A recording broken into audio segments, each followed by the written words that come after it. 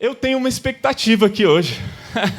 Eu estou muito entusiasmado pelo tanto que o Senhor ministrou e falou comigo durante essa semana, durante o preparo da mensagem, mas também durante essa caminhada com Cristo.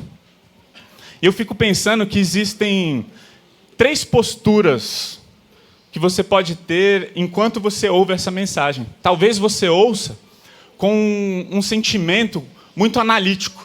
Deixa eu ver se eu concordo, se eu não concordo. Isso tem um lado bom, com certeza.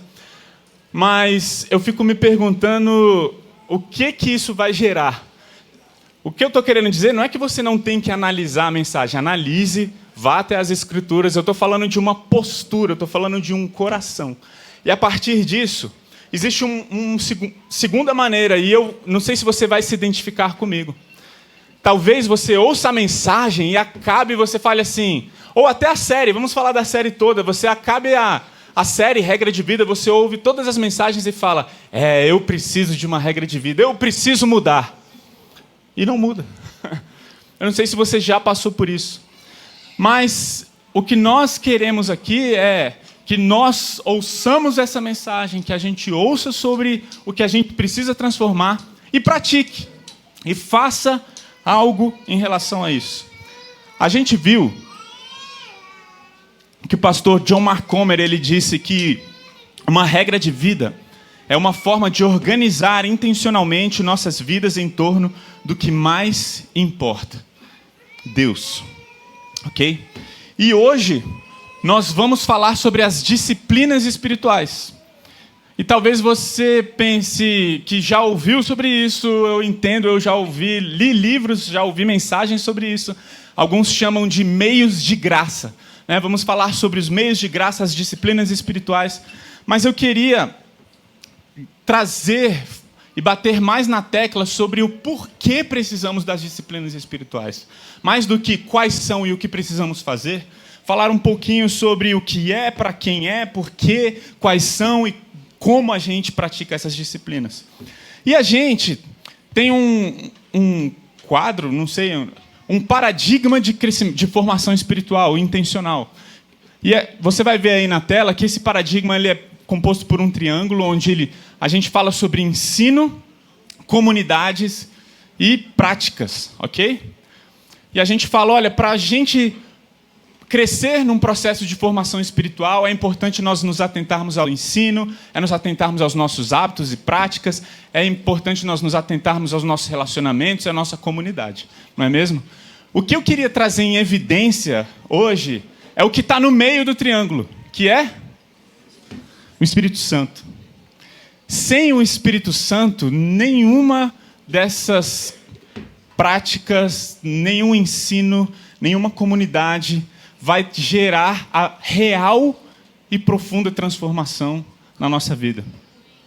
Às vezes, eu não sei se você já ouviu falar de um livro do Francis Chan, que o título é O Deus Esquecido. E o que o Francis Chan estava propondo é que muitas igrejas se esqueceram do Espírito Santo. Não entendem mais quem ele é e o que ele faz, qual é o papel dele na nossa vida. E eu oro e desejo de todo o meu coração que a gente, ao entender o papel do Espírito Santo no nosso processo de santificação, a gente tenha um relacionamento com ele mais profundo, talvez algo que a gente nunca teve até então na nossa vida. Eu creio nisso.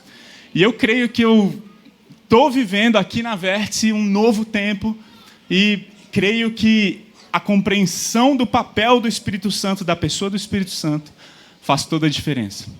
A mensagem de hoje ela vai ser organizada em 5 pontos, ok? 5 frases que vão nortear o início dessa pregação até o final. Então a gente vai falar o que são as disciplinas espirituais, para quem são as disciplinas espirituais, por que precisamos das disciplinas, quais são as disciplinas espirituais e como devem ser praticadas as disciplinas espirituais, como devemos praticá-las, ok? Então vamos lá, estão entusiasmados ou não? Espero que sim. Eu espero de coração que você esteja com o coração aberto para o que Deus quer falar e fazer. E para começar, eu queria então abrir com você a Bíblia em Gálatas capítulo 5. E lá em Gálatas capítulo 5, nós vamos ler ali a partir do versículo 16. Vamos ler primeiramente os 3 primeiros versículos, não de Gálatas 5. Gálatas 5, 16, 17, 18, pronto. Gálatas capítulo 5, versículo 16. Vamos ler juntos. Está aí na televisão, você pode abrir na sua Bíblia, no seu aplicativo. Diz assim: por isso digo, vivam pelo Espírito, de modo nenhum satisfarão os desejos da carne. Pois a carne deseja o que é contra o Espírito, o Espírito que é contra a carne. Eles estão em conflito um com o outro, de modo que vocês não fazem o que desejam. Todavia, se vocês são conduzidos pelo Espírito, não estão debaixo da lei. Eu queria propor o que são as disciplinas espirituais. As disciplinas espirituais não é nada mais, nada menos do que práticas relacionais. O pastor Felipe Dinato falou isso domingo passado. São práticas de relacionamento, ok? São coisas que nós fazemos para andar com o Espírito, para termos comunhão com o Espírito, para nos relacionarmos com Deus. E essas práticas nos levam a essa caminhada que demanda um processo. Olha só o versículo 16. Por isso digo, vivam pelo Espírito. Eu coloquei outras 2 versões aí, para a gente entender com mais profundidade. Na Revista Atualizada diz: digo, porém, andai no Espírito. Gente, andar é movimento, ok? É uma caminhada, andeis no Espírito. Ou seja, nós fomos chamados a um relacionamento, a uma caminhada com quem, pessoal? Com o Espírito Santo. Isso te choca de alguma forma? Nós devemos nos relacionar com o Espírito Santo. E eu achei sensacional a tradução da NVT que diz: por isso digo, deixem que o Espírito guie sua vida. Quando a gente se relaciona com o Espírito Santo, existe um propósito, não é apenas de termos um tempinho legal e gostoso juntos. Nós nos relacionamos com o Espírito Santo com um propósito muito claro, falando: Espírito, guia a minha vida, guia as minhas emoções, guia meu pensamento, guia as minhas atitudes. É deixar que Ele nos controle, é deixar que esse relacionamento faça uma diferença real na minha e na sua vida. Isso já muda para mim, né, de cara, a maneira, quando a gente fala sobre disciplinas espirituais. Porque a minha pergunta primária seria: as disciplinas espirituais geram isso em você? As disciplinas espirituais geram isso em mim? Quando eu estou lá lendo a Bíblia, jejuando, orando, momento de solitude, exercendo generosidade, comunidade, eu saio de lá mais controlado pelo Espírito? Faz sentido? O que são as disciplinas espirituais? São práticas relacionais.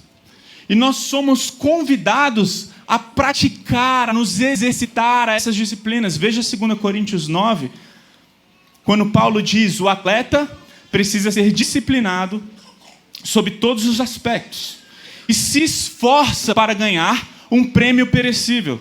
Nós, porém, o fazemos para ganhar um prêmio eterno. Olha o versículo 27. Disciplino meu corpo como um atleta, treinando-o para fazer o que deve, de modo que depois de ter pregado a outros, eu mesmo não seja desqualificado. Essa igreja tem um clube de corrida, sabia disso? Tem um pessoal aí que é corredor profissional, outros nem tanto. Mas existe uma conversa no meio desse grupo. E aí, vamos correr uma meia maratona ou não vamos? Né? Alguns já falam: eu estou tão distante disso, nem começa esse assunto. Mas fato é que é possível correr uma meia maratona. Não amanhã. Para mim, pelo menos. O Dinato corre amanhã, né? Dinato é profissional, pessoal. Você quer correr bem, corre com o Dinato que ele vai te puxar, assim. Ele é bom no negócio. Mas eu vou te falar uma coisa. Eu não consigo correr uma meia maratona amanhã. Mas eu creio que eu consigo correr uma meia maratona amanhã. Ou amanhã não. Um dia. Como? Treinando. Malhando a perna. Melhorando ali o meu físico, condicionamento, corpo. Gente, e o que Paulo está falando aqui, assim como um atleta precisa ser disciplinado, nós precisamos nos disciplinar. E olha, nos esforçar para quê? Para que não sejamos desqualificados. Percebe? Gente, ele faz um paralelo claro e óbvio de que nós precisamos nos esforçar. Dallas Willard já foi falado aqui, eu não sei se nessa série ou na passada, que graça é o oposto de mérito e não de esforço. Nós devemos nos esforçar, devemos nos planejar, devemos sentar e fazer algo a respeito da nossa vida espiritual. Richard Foster diz: as disciplinas espirituais são uma maneira de semear para o Espírito. São os meios que Deus utiliza para nos firmar no chão, num lugar onde Ele possa trabalhar em nós e nos transformar. Percebe o que está sendo dito aí? Por si mesmas, as disciplinas espirituais nada podem fazer. Olha só, pessoal. Por si mesmas, as disciplinas espirituais nada podem fazer, exceto levar-nos ao ponto em que algo pode ser feito. São meios divinos da graça. A justiça interior que buscamos não é algo que se derrame sobre nossa cabeça. Deus estabeleceu as disciplinas espirituais como forma de nos conduzir numa situação em que Ele possa nos abençoar. Gente, as disciplinas espirituais não são um meio para nós sermos transformados. Presta atenção. As disciplinas espirituais, elas são um meio para nos colocar diante daquele que pode realmente nos transformar. Deu para entender? Gente, disciplinas espirituais diz respeito a relacionamento. Nós precisamos de amigos que sentem do nosso lado e com frequência perguntem: como é que está seu relacionamento com Jesus? Como é que está seu relacionamento com o Espírito Santo? Isso é fundamental. E para darmos uma resposta positiva, é impossível darmos uma resposta positiva se não falarmos: estamos lendo a Bíblia, estamos orando, estamos praticando as disciplinas espirituais. Por outro lado, é possível, é isso que eu quero trazer aqui, nesse momento, é possível você praticar as disciplinas espirituais e não estar sendo transformado, porque você acha que é você que se transforma, mas não somos nós que nos transformamos, é o Espírito. É possível lermos a Bíblia de uma maneira errada. Olha que coisa maluca. Sabia disso? Você pode ler a Bíblia de maneira errada. Você pode estar praticando as disciplinas de maneira errada.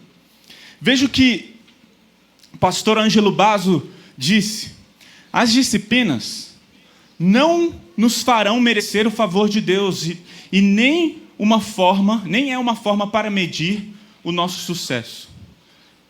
As disciplinas são exercícios que vão equipar a nossa vida para viver de maneira plena e livre na realidade de Deus, diante da sua presença, experimentando a obra de Deus em nosso interior e exterior por meio da graça, na medida em que temos mais comunhão com Jesus por meio do Espírito. Gente, que frase completa. E eu queria destacar primeiramente o começo dessa frase. As disciplinas não nos farão merecer o favor de Deus. E nem é uma forma de medir nosso sucesso. Por isso, pessoas que se orgulham por praticar as disciplinas espirituais estão equivocadas. Porque você não é espiritual porque você ora, lê a Bíblia, jejua. Gente, imediatamente eu me lembro, sabe do quê? Daquele texto do fariseu e do publicano, em que os dois estão dentro do templo. Eu não sei se você já leu esse texto. Tem um fariseu, o senhor da lei, um doutor na lei, conhecedor da lei. E lá dentro do templo ele fala: Senhor, eu sou generoso, dou meu dízimo, eu leio a Bíblia, eu decorei todo o Antigo Testamento, eu oro tantas vezes ao dia e não sou como aquele publicano. Enquanto isso, o publicano estava ao chão dizendo: Deus, eu não sou digno de levantar a cabeça, ser propício a mim, pecador. E Jesus perguntou: quem voltou para casa justificado? O publicano, não o fariseu. Diante disso, o que eu quero trazer aqui, o que eu acho fundamental falarmos, é que as disciplinas espirituais não nos faz merecer o favor de Deus. E é muito comum, eu já vi pessoas que elas ficam extremamente frustradas com Deus quando algo muito ruim acontece na vida delas. E às vezes elas falam, poxa, eu estou indo na igreja, eu estou contribuindo financeiramente, eu estou fazendo coisas boas, eu estou praticando tudo o que estão falando, eu tenho uma regra de vida. Como que Deus foi capaz de fazer isso comigo? Gente, as práticas, essas disciplinas, ter uma regra de vida, não te faz merecer o favor de Deus. Por quê? Porque nós só recebemos o favor de Deus por causa de Cristo Jesus. Jesus comprou na cruz o favor de Deus por nós. Jesus pagou pelo preço dos nossos pecados. E é isso que nos faz ser amados e receber graça. Percebe? Não é o que a gente faz, não é o que eu e você somos capazes de fazer. Nós não somos capazes de merecer o favor de Deus e não fazemos nada para merecer isso. Praticar as disciplinas espirituais não te fazem estar bem com Deus. Eu estou mal com Deus. Por quê? Porque eu não estou lendo a Bíblia. Quando eu falo, talvez você não esteja desfrutando de um relacionamento com Deus por não praticar as disciplinas espirituais. Ok. Mas falar que Deus te aceita por você praticá-las é algo equivocado. Isso é uma falta de compreensão do Evangelho, do que Jesus fez. Não devemos ter um coração orgulhoso por causa dessas práticas. Nossa meta não é apenas que a gente aprenda a ter uma regra de vida. Nós precisamos ter uma regra de vida com um coração correto, com a motivação correta. E por isso, eu quero repetir uma frase que eu já mencionei aqui. As disciplinas espirituais não são o meio pelo qual somos transformados, mas o meio pelo qual nos relacionamos com aquele que é capaz de nos transformar e nos tornar parecidos com Jesus. Amém? Amém. E é por isso que, mais uma vez, eu quero trazer a ênfase do nosso paradigma de formação espiritual intencional, a ênfase para o Espírito Santo. Porque se você não entendeu quem é o Espírito Santo, se você não recebeu o Espírito Santo, você não pode ser transformado. E aí a gente vai para o nosso segundo ponto. Para quem são as disciplinas espirituais? Para quem são? Para todos. Sim, todas as pessoas podem praticar as disciplinas espirituais. Mas se você não tiver o Espírito Santo de Deus na sua vida, você não vai ser transformado, porque é o Espírito que transforma. Alex, como que eu sei se eu recebi o Espírito Santo de Deus? Veja Gálatas, primeiro, já que a gente está trabalhando em Gálatas, capítulo 5, 24 e 25, dizem assim: os que pertencem a Cristo Jesus crucificaram a carne com as suas paixões e seus desejos. Já que vivemos no Espírito, andemos também pelo Espírito. Sabe esse versículo 25 aí que diz, já que vivemos no Espírito? Sabe o que Paulo está falando? Já que nós nascemos de novo, é isso.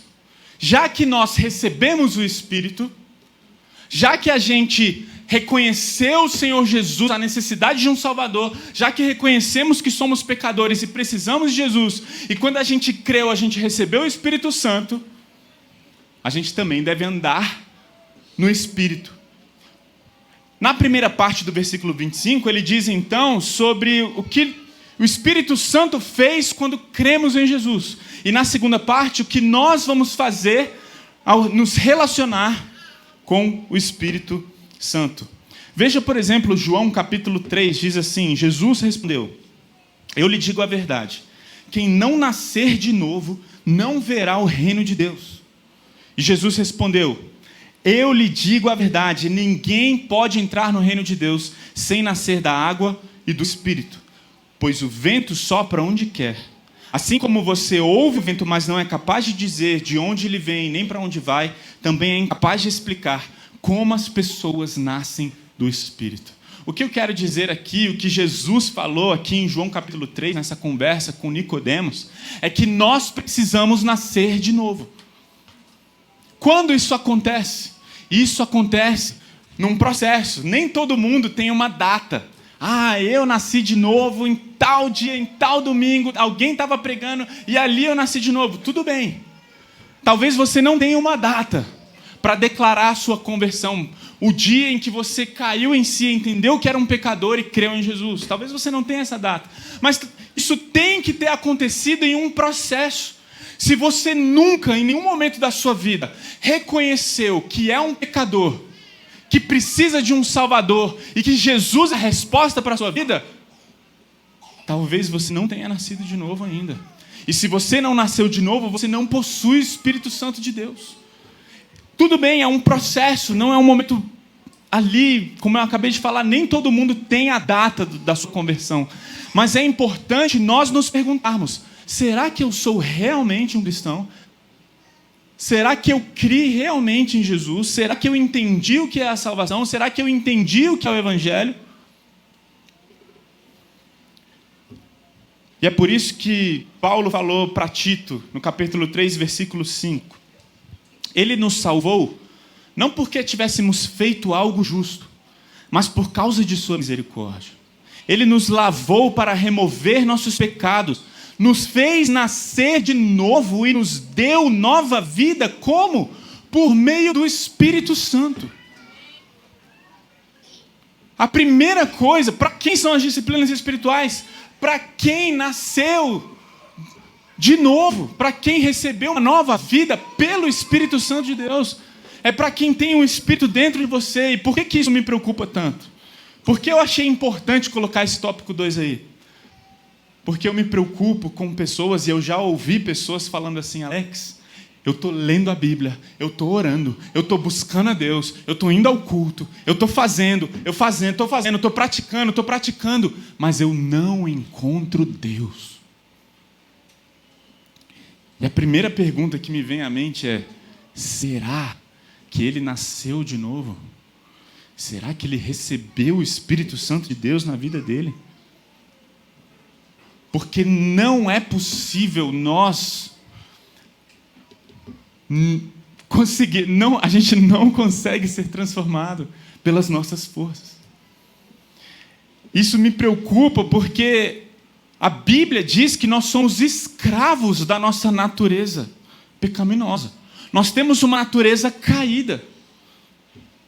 Só que você só é capaz de vencer essa natureza pecaminosa que você e eu recebemos quando a gente nasceu. A gente já nasceu com essa natureza dentro de nós. Nós só somos capazes de vencê-la através do poder e da atuação do Espírito Santo de Deus. Por isso, tente responder isso. Será que eu nasci de novo? Será que eu criei realmente em Jesus? E será que o Espírito Santo habita em mim? E por que essa pergunta é tão importante? Por causa do terceiro ponto. Que é, por que precisamos das disciplinas espirituais? Eu vou gastar um pouquinho mais de tempo aqui. Vou tentar acelerar, mas eu aprendi com o meu pastor que eu não posso ter pressa.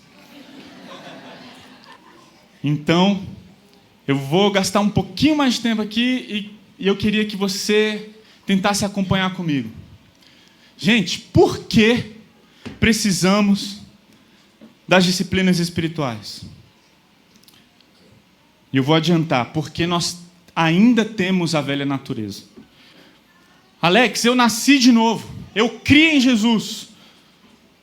Por meio da fé, por causa da graça, eu nasci de novo, foi uma ação do Espírito Santo de Deus na minha vida, eu creio na minha conversão, eu creio que eu sou uma nova criatura. Eu tenho uma notícia para te dar, a sua velha natureza ainda está aí. E sabe por que nós precisamos das disciplinas espirituais? Porque se ela é um relacionamento com o Espírito Santo, existe uma guerra entre a sua velha natureza e essa nova natureza que nós recebemos quando cremos em Jesus Cristo. Veja comigo, Gálatas, a gente está em Gálatas, capítulo 5, versículo 5. Já que vivemos no Espírito, andemos também pelo... Ou seja, já que nós nascemos de novo, já que a gente foi regenerado pela obra do Espírito Santo, já que a gente recebeu a habitação do Espírito quando cremos em Jesus, agora a gente precisa também andar no Espírito. Logo, é possível, olha só o que eu vou falar, é possível crer em Jesus, ter nascido de novo e não andar no Espírito. Nossa, isso te causa o quê? Isso gera o quê no seu coração? Gera temor? Ou você ouve isso e fala, tudo bem, não tem problema. E eu queria me aprofundar mais. Vamos ler novamente, Gálatas, capítulo 5, versículos 16 e 17. Por isso digo, deixem que o Espírito guie sua vida. Ok? Assim, se o Espírito Santo guiar a nossa vida, não satisfaremos os anseios da nossa natureza humana. Versículo 17. A natureza humana deseja fazer exatamente o oposto do que o Espírito quer. E o Espírito nos impele na direção contrária àquela desejada pela natureza humana. Percebe que existe uma guerra da nossa natureza com essa nova criatura que é o Espírito Santo que está forjando Cristo em nós? Vocês estão me entendendo? Eu estou conseguindo me fazer claro? Eu espero de todo o coração que você me entenda. Vamos lá, eu vou tentar me fazer mais claro ainda, tá bom? Vamos lá, versículo 17. Olha só o que diz a palavra. A natureza humana deseja fazer exatamente o oposto do que o Espírito quer. E o Espírito nos impele na direção contrária àquela desejada pela natureza humana. Essas duas forças se confrontam o tempo todo, de modo que vocês não têm liberdade em pôr em prática o que intentam fazer. Sem o Espírito, nós somos escravos da nossa natureza humana, caída. Fale para uma pessoa traída. Imagine uma pessoa que foi traída por alguém que ele amava muito. Sabe que a lei diz? A lei diz que você deve perdoar. Então vai lá e perdoa. Falou. Facinho. Vai lá e perdoa. Não somos capazes de perdoar. Sabe por quê? Porque a nossa natureza humana não é capaz. Mas é possível perdoarmos. Se formos controlados pelo Espírito, se o Espírito mover dentro de nós, e se o Espírito realmente mudar o nosso coração, a partir desse relacionamento ele nos transforma, ele mostra para nós, olha o quanto Jesus te perdoou, e através desse relacionamento nós seremos capazes de perdoar. Mas existe uma guerra, e não somos capazes de obedecer à lei sem a ação do Espírito Santo. Isso fica mais claro ainda em Romanos capítulo 8. E eu queria trazer Romanos 8 como um paralelo desse de Gálatas 5. Romanos 8, 3. A lei não era capaz de nos salvar por causa da fraqueza de nossa natureza humana. Ok? Então, o que esse versículo está falando? Tem lá os 10 mandamentos. Tem lá a lei de Moisés. A gente lê uma lista de regras. A nossa natureza humana não é capaz de obedecer a todas aquelas regras. Vocês concordam comigo? Nós não conseguimos viver uma vida perfeita. Não conseguimos cumprir todas as leis. É isso que está aí no versículo 3. A lei não era capaz de nos salvar. Por causa da fraqueza da nossa natureza humana, nós não poderíamos cumprir a lei. Se a gente cumprisse a lei, nós estaríamos salvos. Mas como a gente não consegue cumprir a lei, deu ruim.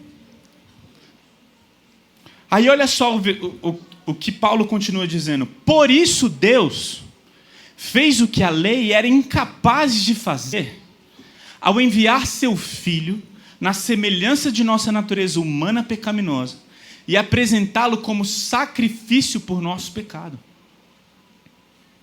Com isso, declarou o fim do domínio do pecado sobre nós. Uau!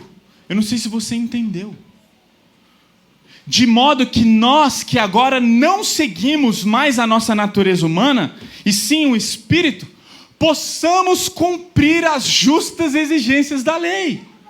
O que Paulo está falando aqui é que como a gente não era capaz de obedecer à lei, e por causa disso a gente não era capaz de nos salvar, Deus mandou Jesus para cumprir a lei, morrer no nosso lugar, apresentá-lo como sacrifício pelos nossos pecados. E quando Jesus morreu na cruz, ele não apenas perdoou os nossos pecados, ele anulou o domínio do pecado sobre nós, de tal forma que, diz o versículo 4, agora a gente consegue obedecer às leis. Uau, cara, eu estou empolgado demais, né?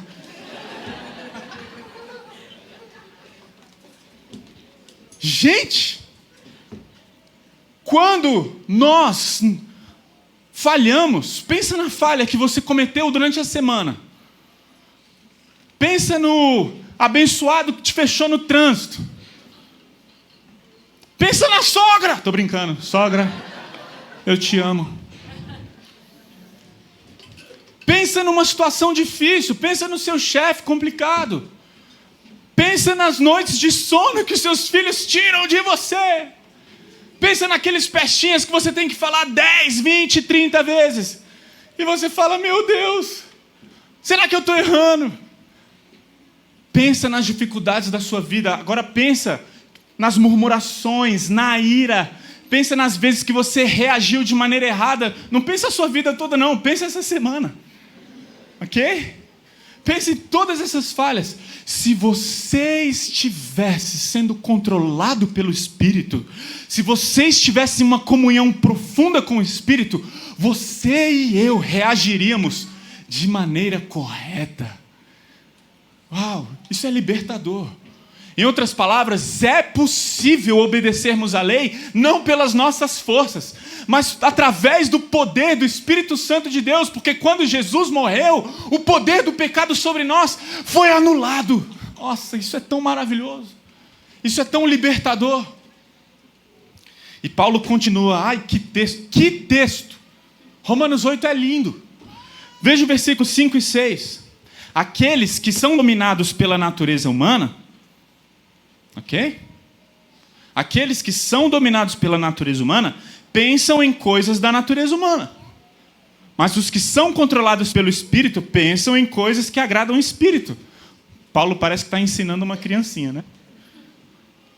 Aí ele vira no versículo 6 e diz, portanto, permitir que a natureza humana controle a mente resulta em morte. Mas permitir que o Espírito controle a mente resulta em vida e paz. Versículo 7. Pois a mentalidade da natureza humana é sempre inimiga de Deus. Nunca obedeceu às leis de Deus. E nunca obedecerá. Por isso, aqueles que ainda estão sob o domínio da natureza humana não podem agradar a Deus. Lembra de Gálatas, capítulo 5, versículo 25? Aqueles que nasceram de novo, aqueles que vivem no Espírito, andem também no Espírito. Talvez você vire e fale, Alex, eu creio em Jesus, eu fui salvo por Jesus. Minha pergunta para você hoje não é apenas essa também. Mas eu tenho uma outra pergunta para você. Tudo bem que você creu em Jesus, mas você anda no Espírito?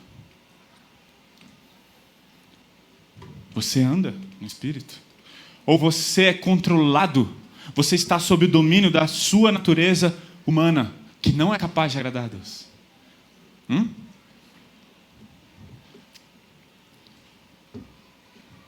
Mas aí vem o versículo 9. E se eu exagerar no meu entusiasmo aqui, me deem um desconto. Lembra o versículo 8. Aqueles que ainda estão sob o domínio da natureza humana não podem agradar a Deus. Versículo 9. Vocês, porém... Quanta esperança! Glória a Deus! Vocês, porém... Pode ser diferente.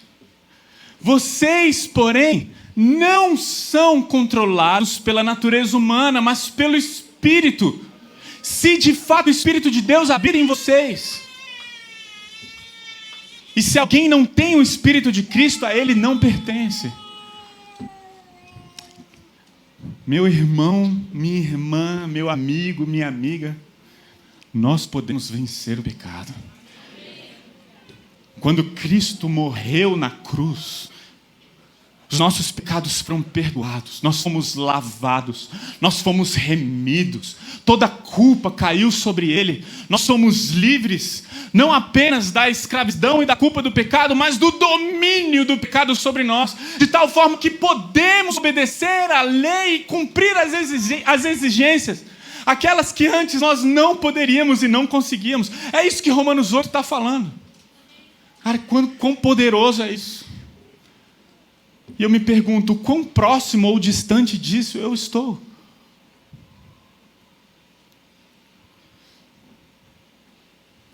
Paulo não está dizendo que nós não possuímos mais a natureza humana, aqui no versículo 9. Mas que quem anda no Espírito não está sujeito ao governo da velha natureza.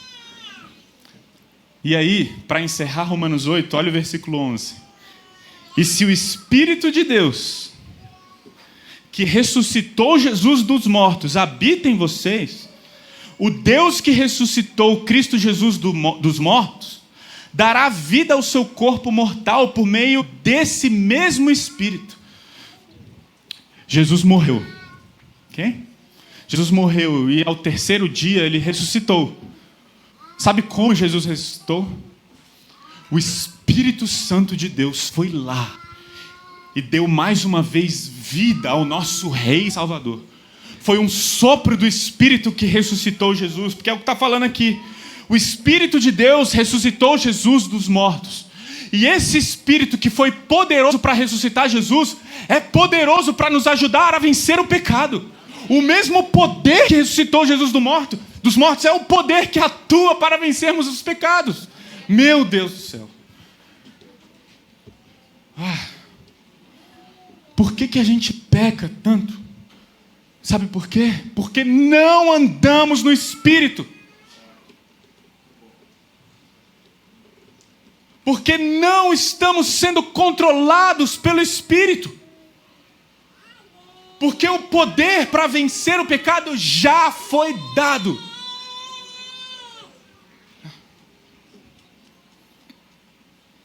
A pergunta é, quem está no controle?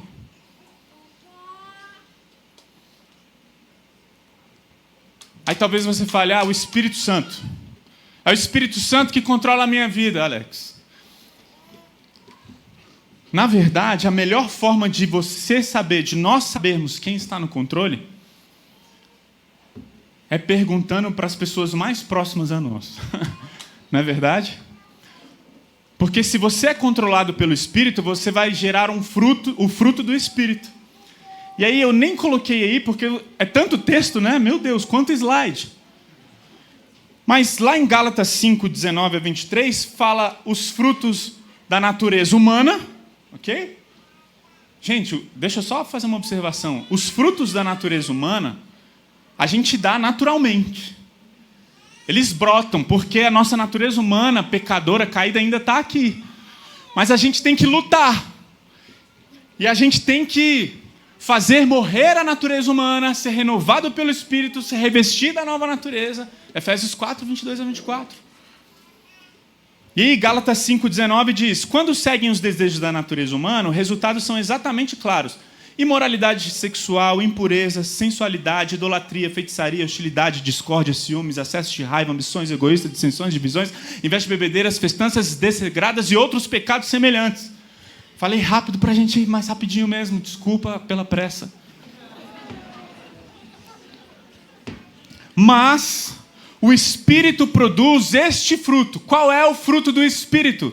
Amor, alegria, paz, paciência, amabilidade, bondade, fidelidade, mansidão e domínio próprio.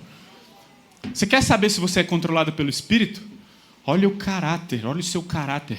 Olha como você responde às pessoas. Olha como você reage a uma fechada de um abençoado que te fechou no trânsito. Ok? Se você anda de moto, então, aí o teste é ainda um pouquinho maior. Você quer saber se você anda no Espírito? Pergunta para o seu marido, para a sua esposa. Você quer saber se você é controlado pelo Espírito? Pergunta para os seus filhos, para os seus pais, para os seus amigos. Fala, como eu reajo às situações?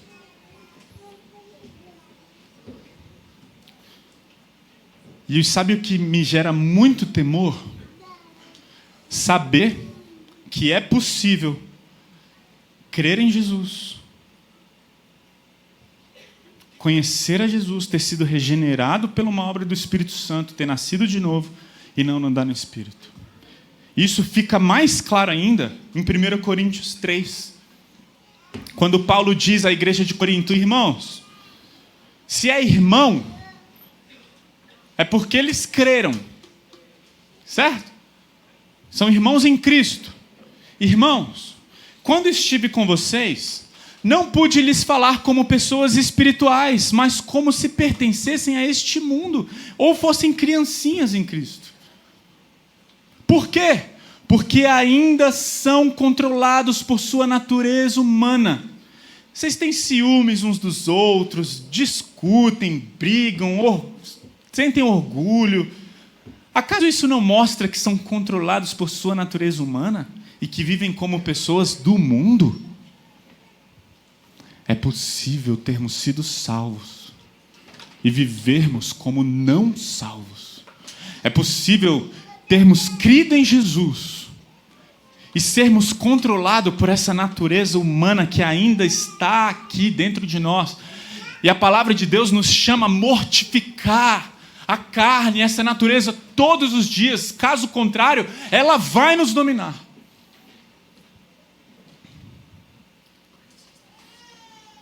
E é por isso que precisamos das disciplinas espirituais.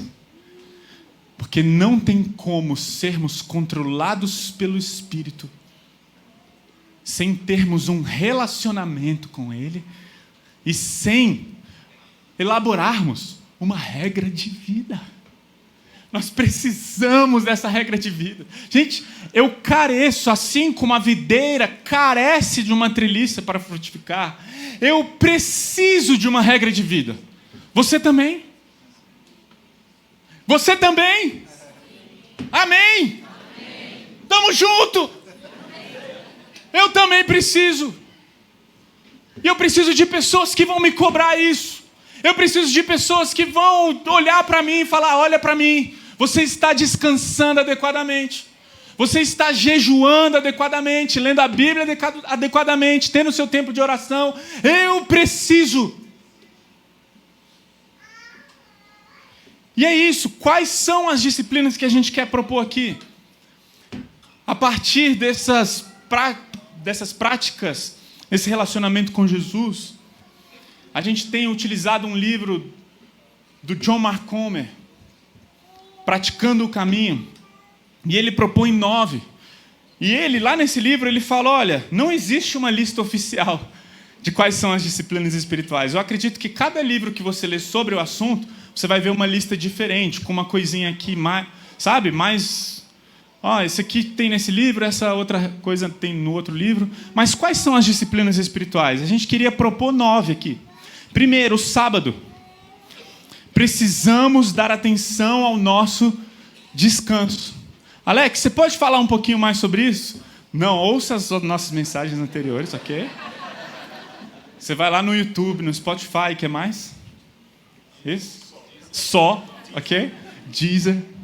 Aí você vai lá e ouça o que é o sábado. Nossa última série de mensagens foi só falando sobre o sábado. Segunda coisa, solitude. A gente ainda vai chegar lá. Nós teremos, pessoal, um tempo só para falar sobre solitude. Vai ser lindo. Eu preciso. Não vejo a hora de chegar. E o John Mark, ele fala que a solitude é a mais fundamental de todas as práticas de Jesus. Eu tô curioso demais. Quando chegar essa série, eu vou ser o primeiro a sentar aqui e beber, porque eu preciso disso. Mas a solitude é vivermos, realmente termos a prática de parar num mundo tão barulhento e inquieto, né? Solitude é a gente aprender através do silêncio, encontrar a Deus. Oração. E é interessante porque quando Jesus teve os momentos de solitude, infere-se que Jesus estava também orando. É como se fossem duas disciplinas que andam de mãos dadas. Mas a oração é falar com Deus.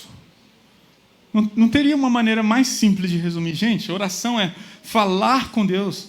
Seja de maneira premeditada, através de um cântico, através de uma oração escrita. Falar a Deus, abrir sua boca, falar dos seus lamentos, falar sobre a sua gratidão, o que está no seu coração. Ouvir a Deus, através da sua palavra, através da lectio divina. E estar com Deus, contemplar a Deus. O jejum, talvez uma das práticas mais negligenciadas nos tempos de hoje, não é mesmo? Eu não vou perguntar quem jejua, levante a mão, porque... Primeiro que algumas pessoas, mais uma vez, elas falam, eu jejuo, né? Eu acho que os fariseus seriam os primeiros... Não estou falando que você é fariseu. Eu só estou falando que eu tenho medo das pessoas, entendeu? Através das disciplinas espirituais, se acharem mais espirituais, já que eu pratico mais, entende? Essa preocupação. Mas o jejum, de acordo com John Mark, é uma oração com o corpo. Eu gosto de pensar no jejum, eu gosto muito de pensar no jejum como uma fome de Deus. Quando a gente está com fome e a barriga dói, eu não sei se quando você está com fome sua barriga dói, a minha dói. E o estômago começa a falar, né? Quero comer, quero comer. É naquele momento que eu oro, Senhor, eu quero ter fome do Senhor, assim como a minha barriga está com fome de comida. Eu quero ter fome e sede de Ti. É como os salmos que a gente leu agora, o Salmo 63. Assim como a corça anseia pelas águas, a minha alma tem sede de Ti. É aí que a gente tem que chegar. A gente tem que praticar as disciplinas espirituais até que isso seja o maior deleite do nosso coração. A gente tem que treinar até ganhar gosto e prazer. É igual correr, gente. É igual uma atividade física. No começo é muito chato. Depois, mais chato ainda. Não. No começo é muito chato, mas você vai praticando e de repente você vai pegando gosto. Você fala, cara, esse negócio é massa. Corri uma meia, agora eu vou correr uma maratona. Uau! Sabe? É mais ou menos assim. E a gente precisa treinar. Quinto, escritura. É a maneira primária de sermos transformados pela renovação da nossa mente. Gente, a palavra de Deus ela é linda, é maravilhosa. Deus falando ao nosso coração. Sexto, comunidade.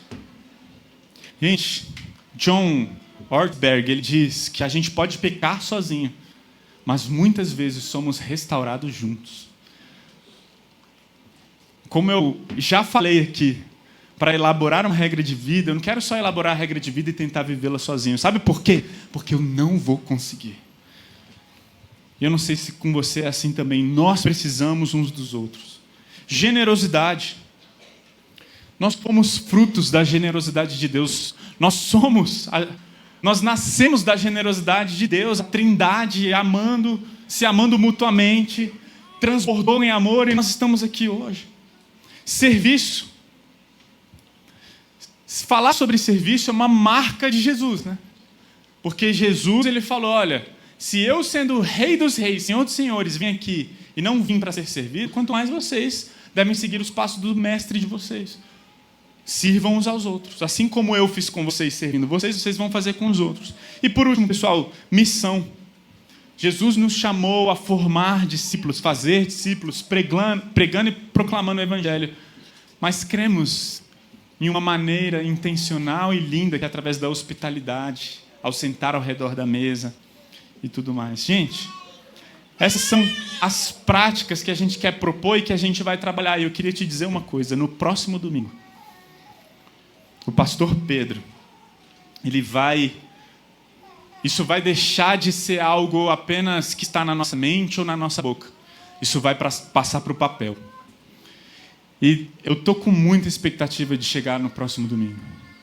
Porque o Pedro vai exatamente junto com você, nós juntos como igreja, nós vamos elaborar uma regra de vida. Vai ser lindo isso aqui. Vai ser maravilhoso. Então, não perca o próximo domingo. E a gente vai colocar essas práticas aqui, não sei se todas no próximo domingo, mas a gente vai colocar essas práticas, essas disciplinas no papel, na nossa agenda. Amém? E para encerrar, por último, como devem ser praticadas as disciplinas espirituais? Lá em 2 Coríntios, capítulo 3, versículo 18, diz: portanto, todos nós, dos quais o véu foi removido, podemos ver e refletir a glória do Senhor.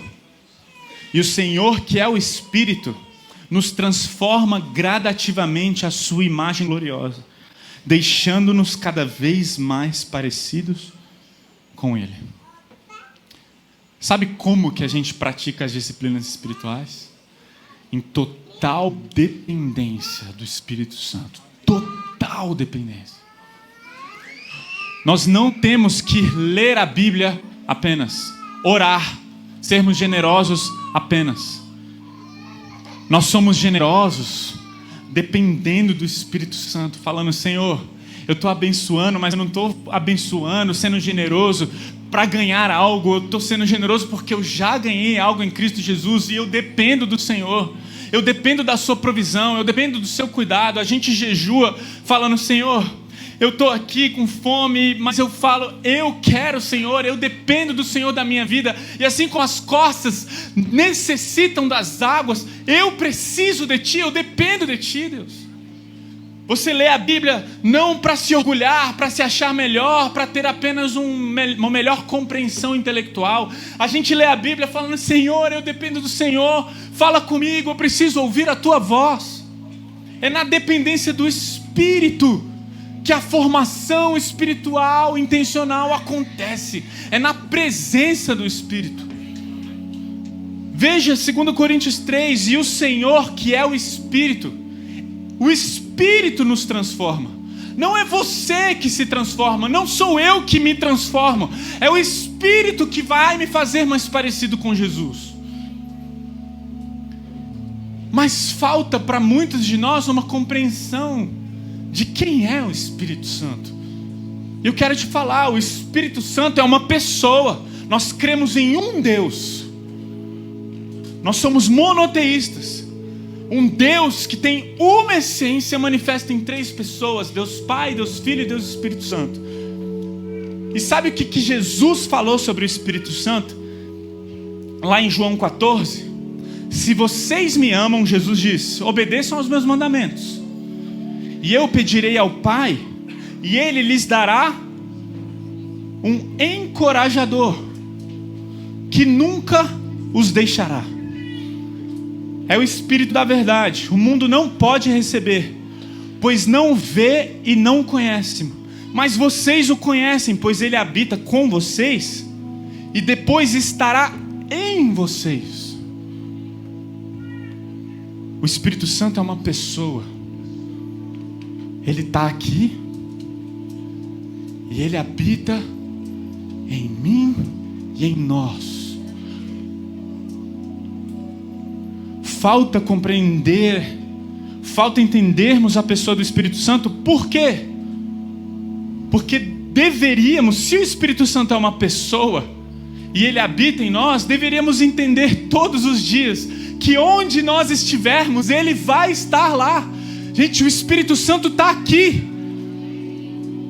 O que isso gera no seu coração? Vergonha. medo,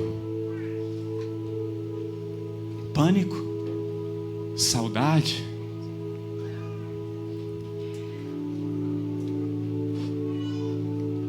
E Ele é o encorajador. Ele é o consolador. Jesus falou: olha, enquanto eu estiver aqui, eu estou aqui com vocês, eu vou ajudar vocês. Mas quando eu for, vai ter o Espírito Santo. Essa palavra encorajador se chama Paracletos, que significa auxiliador, um parceiro. O Espírito Santo é o nosso parceiro, alguém que está lado a lado. É isso que a palavra Paracletos significa, lado a lado. O Espírito Santo, ele quer andar com a gente. Tudo que o Espírito Santo mais quer é estar o tempo inteiro sendo percebido por nós. Mas a gente tem a mania de deixar ele lá no canto ou fingir que ele nem existe. E a gente é capaz de pecar na frente dele. Falta percepção da pessoa do Espírito Santo. Agora você sabe o que é mais incrível? Porque lá em 1 João, no capítulo 2, João, que escreveu o Evangelho de João, escreveu o livro de 1 João, ele usa novamente essa palavrinha Paracletos, mas não para se referir ao Espírito Santo, para se referir a Jesus. Olha só: meus filhinhos, escrevo-lhes estas coisas, para que vocês não pequem. Se contudo alguém pecar, temos um Paracletos, um advogado, que defende nossa causa diante do Pai, Jesus Cristo, aquele que é justo. Ele mesmo é o sacrifício para o perdão dos nossos pecados, e não apenas dos nossos pecados, mas dos pecados de todo o mundo. Jesus é o nosso Paracletos, que está agora diante do Pai. Sabe o que Jesus está fazendo diante do Pai? Ele está sendo o nosso advogado. Então imagine que a gente esteja num tribunal, ok? Imagine que nós estejamos num tribunal e tem um juiz, Deus Pai. Quem é o réu? Eu sou o réu. Quem errou? Fui eu que errei. E do meu lado eu tenho o Paracletos, Jesus. E talvez você imagine essa cena onde Jesus chega diante do Deus Pai, do juiz, e fala: Pai, o Alex pecou. Você pode perdoar o Alex, por favor? E aí Deus: tá bom, vou perdoar, só porque você está me pedindo, hein, Jesus? Tá bom. Aí vai no segundo dia, mais uma vez, estamos lá no tribunal e Jesus: Pai, o Alex pecou de novo. Você pode perdoar o Alex, por favor? Tá bom, Jesus, só porque você está me pedindo. Aí o terceiro dia, mais uma vez, estamos lá no tribunal e Jesus é o nosso advogado. Eu falo: ainda bem que eu tenho Jesus como advogado. Aí a 10ª vez, 20ª vez, isso não parece que uma hora o Deus Pai, o juiz, vai se cansar? Falar: meu Deus, de novo. É porque não é assim que acontece. Não é assim que acontece. Jesus, Ele é o nosso advogado. Ele é Jesus Cristo, aquele que é justo. E o advogado justo vai chegar diante do Pai e falar: Pai, perdoa o Alex. E o Pai vai falar: eu perdoo. E na 10ª vez ele vai falar: perdoa, Alex. Ele vai falar: eu perdoo. E ele não pede ao Pai para perdoar. Sabe por quê? Porque ele vai com uma carta que está escrito: perdoado, está pago. Ele chega diante de Deus e fala: Pai, perdoa o Alex. Você não pode condenar o Alex, porque eu já paguei a pena dele. Ele está perdoado. Ele está salvo. Já não há condenação para aqueles que estão em Cristo Jesus, Pai. E Ele está em mim. Ele é meu. Todos os pecados dele já foram pagos. Pai, eu não vim aqui te pedir para perdoar o Alex. Eu vim falar: está pago, Pai. Mas também temos o outro Paracletos, que agora está aqui, o Espírito Santo. E o que esse Paracletos faz aqui? Ele quer se relacionar tão perto da gente, de tal forma, quando a gente peca, o Espírito Santo quer falar: Alex, Jesus pagou. Jesus pagou. Jesus é o Paracletos, que já está mostrando a declaração de pagamento ao Pai. E o Espírito Santo é o Paracletos, que está todos os dias falando comigo e com você. Você está perdoado. Viva uma nova forma de viver. Viva de uma maneira diferente, porque está pago por Jesus. Mas sabe de uma coisa? Muitos ficam com vergonha. Muitos aqui ficam com vergonha pensando: poxa, eu já pedi tantas vezes perdão a Deus. Foram tantas as vezes que eu caí e eu me sinto culpado, e talvez você tenha se afastado de Deus. Mas tudo que o Espírito Santo quer é que você vá mais uma vez nele e fale: Espírito, eu quero ouvir a tua voz. E o Espírito Santo vai falar ao teu coração: você está perdoado. Cristo Jesus já pagou pelos seus pecados. Você não precisa mais se sentir culpado, porque você é filho. E é exatamente o que acontece lá com as minhas filhas. A minha filha mais velha pegou a pequenininha no colo. Ela tomou um tombo e a pequenininha quebrou o braço. Isso aconteceu numa noite e elas foram dormir. De madrugada, a gente percebeu que a pequenininha não estava conseguindo dormir, com dor no braço. Levamos ela ao hospital. Vimos que o braço estava quebrado e ela colocou gesso. Na manhã seguinte, a mais velha acordou primeiro. E eu falei: Elisa, a Luana quebrou o braço. Quando ela ouviu: a Luana quebrou o braço, ela ficou: por quê? Porque a Luana quebrou o braço por causa dela, estava no colo dela. E aí ela primeiro começou a se justificar: papai, não fui eu. Não fui eu. A cabeça dela que ficou girando, ela ficou se mexendo no meu colo, e de repente foi ela que se mexeu demais, e ela caiu do meu colo. Não fui eu. E eu estava quieto olhando para ela. Eu falei: filha, tá tudo bem, você não é culpada. E ela começou a chorar: ah, papai, o que eu fiz? Eu: filha, tá tudo bem, você não é culpada, tá tudo bem. E ela ficou um tempo assim, não queria o meu abraço. Ela se afasta de mim, ela estava com vergonha, ela estava se sentindo culpada, e ela não queria um abraço. E tudo que eu queria era poder abraçar minha filha, dar um beijo nela e falar: tá tudo bem. Mas ela ficou brigando comigo. Calma, filha, calma. O Espírito Santo está aqui, e Ele está louco para te dar um abraço, para falar mais uma vez ao meu e ao seu coração, falando: você está perdoado, porque Jesus já pagou o preço. O Espírito Santo está louco para ter um relacionamento próximo, profundo comigo e com você. E toda vergonha, toda culpa já foi levada na cruz. Está tudo pago. O Espírito Santo está aqui. E talvez você esteja com vergonha, com medo, com raiva, não sei.